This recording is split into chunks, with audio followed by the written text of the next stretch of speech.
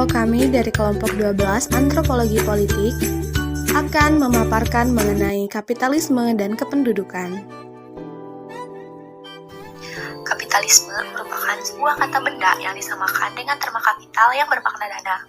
Sedangkan menurut para ahli yaitu Adam Smith mendefinisikan kapitalisme sebagai sebuah sistem ekonomi yang bercirikan kepemilikan perorangan atas perkakas produksi, distribusi, dan pendayagunaan untuk mendapatkan keuntungan dalam keadaan yang kompetitif melalui konsep the invisible hand.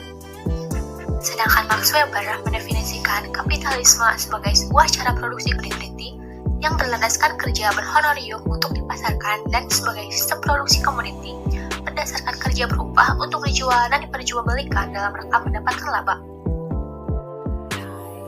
Karl Marx mendefinisikan kapitalisme sebagai corak atau introduksi golongan kapitalis. Konsep kapitalisme bagi Marx merupakan suatu formasi masyarakat kelas dan distrukturasikan dengan aturan eksklusif yang mana manusia dikonfigurasi untuk fabrikasi dalam kebutuhan hidupnya. Terakhir, Ayn Rand berpendapat, kapitalisme adalah suatu sistem sosial yang berlandaskan pada pengakuan atas hak-hak personal termasuk hak milik di mana semua kepemilikan adalah eksklusif. 1. Teori Malthusian. Teori Malthus menyebutkan bahwa pertumbuhan penduduk mengikuti deret ukur, sedangkan pertumbuhan ketersediaan pangan mengikuti deret itu. Pada kasus ini, terdapat permasalahan meledaknya jumlah penduduk di kota yang tidak diimbangi dengan ketersediaan pangan. 2. Teori Marxis. Menurut Marxis, tekanan penduduk di suatu negara bukanlah tekanan penduduk terhadap bahan makanan, tetapi tekanan terhadap kesempatan kerja. Misalnya di negara kapitalis. Marxis juga berpendapat bahwa semakin banyak jumlah manusia, semakin tinggi produk yang dihasilkan, sehingga tidak diperlukan pembatasan penduduk. 3. Teori kontemporer Emile Durkheim. Durkheim menekankan perhatiannya pada keadaan akibat dari adanya pertumbuhan penduduk yang tinggi akan timbul persaingan di antara penduduk untuk dapat mempertahankan hidup. Dalam memenangkan persaingan, tiap orang berusaha untuk meningkatkan pendidikan dan keterampilan atau spesialisasi tertentu. 2. Antropologi kapitalisme. Max Weber menjelaskan bahwa teori kapitalisme diawali dan dimotivasi oleh semangat keagamaan terutama golongan Protestan. Pemikiran ini diperkuat oleh Martin Luther yang menjelaskan bahwa lewat perbuatan dan cipta karya yang lebih baik manusia dapat membebaskan diri dari kutukan selama-lamanya. Benjamin Franklin juga memperkuat pendapat Weber dengan moto Time is Money, bahwa human life. Para pakar ekonomi memberikan penjelasan bahwa kapitalisme sebagai pola perekonomian dunia dimulai sejak abad ke-16. Dudley Dillard membagi perkembangan kapitalisme menjadi 3 tahap. Pertama, kapitalisme awal, tahun 1500 sampai tahun 1750. Teori ini berawal sejak abad ke-14 sampai abad ke-18 yang dibuktikan dengan kehadiran pabrik sandang di Inggris yang belum menggunakan mesin pemintal konvensional. Pada periode ini, banyak terjadi surplus sosial, yaitu produk sosial baik produk alami, uang atau bahan komoditi yang dihasilkan oleh kelas pekerja tetapi diambil oleh kelas penguasa. Surplus sosial ini mampu berkompetisi dengan pola ekonomi sebelumnya, sehingga keunggulan yang dimiliki terus dikembangkan dan dipergunakan di berbagai bidang yang mendorong terjadinya ekspansi yang mendatangkan penjajah atau imperialisme ke daerah lain. Setelah itu, kapitalisme memasarkan hasil produksinya dari suatu daerah ke daerah lain.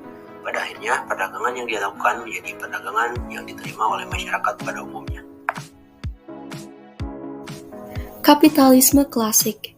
Pada periode ini, kapitalisme mengalami perubahan dari monopoli kapital dagang menjadi kapital industri. Perkembangan ini merupakan ciri khas revolusi industri di Inggris. Kapitalisme menjadi pelopor bagi perubahan teknologi karena akumulasi modal memungkinkan terjadinya pembaharuan. Ketiga, ada kapitalisme lanjut pasca 1914. Pada masa ini, konsep kapitalisme lanjut mulai kuat dan berkembang tepatnya pada abad ke-19 tahun 1914. Kapitalisme fase ini ditandai oleh 3 momentum, yaitu yang pertama, adanya kesadaran bangsa-bangsa di Asia dan Afrika terhadap penjajahan Eropa sebagai pintu dari kapitalisme klasik yang akhirnya membuat negara-negara tersebut melakukan perlawanan. Yang kedua, perpindahan penguasaan aset dari Eropa ke Amerika menyebabkan terbantunya pembentukan modal di Amerika dalam bentuk modal-modal serbaguna yang kemudian menciptakan kondisi-kondisi yang diperlukan bagi perubahan ekonomi dengan laju yang cepat dan kumulatif. Yang ketiga, perubahan besar-besaran Bolshevik Rusia meluluhlantahkan institusi fundamental kapitalisme yang berupa kepemilikan modal secara perorangan yang menjadi mahjab tandingan komunisme. Akan tetapi, kapitalisme masih bertahan karena dapat mendatangkan demokrasi ekonomi dan sistem politik. 3. Pilar-pilar kapitalisme. 1. Hak milik swasta, private property. Kedua, dibina oleh prinsip invisible hand. Yang Yang ketiga, individualisme ekonomi laissez-faire.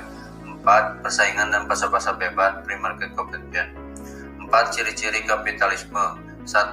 Memperlakukan independensi perorangan yang tidak ada batasnya dalam rangka mendapatkan harta perorangan. Yang kedua, adanya percepatan pembendaharaan, memaksimumkan fabrikasi dan pemenuhan kebutuhan yang sesuai dengan syarat perorangan ini bertujuan untuk kesejahteraan sesama umat manusia.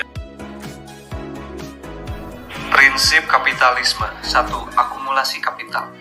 Hal Bronner menegaskan bahwa kapital merupakan suatu keadaan menggerakkan proses transformasi yang berkesinambungan kapital sebagai uang menjadi kapital sebagai komoditi dan diikuti oleh suatu perubahan dari kapital sebagai komoditi menjadi kapital sebagai uang yang bertambah.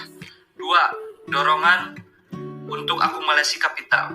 Menurut Hal Bronner, kapital bisa dikatakan seperti suatu hubungan sosial. Jika disikapi, maka terbentuk hubungan Henry menyebutkan 3 asumsi dasar kapitalisme dalam Kapitalisme 1970, yaitu 1. Kebebasan individu, 2. Kepentingan pribadi atau egois, dan yang terakhir adalah pasar bebas. Rem percaya bahwa kebebasan individu adalah pilar utama kapitalisme, karena setelah mengakui hak-hak kodrat ini, individu dapat dengan bebas berpikir, bekerja, dan berproduksi untuk kelangsungan hidup.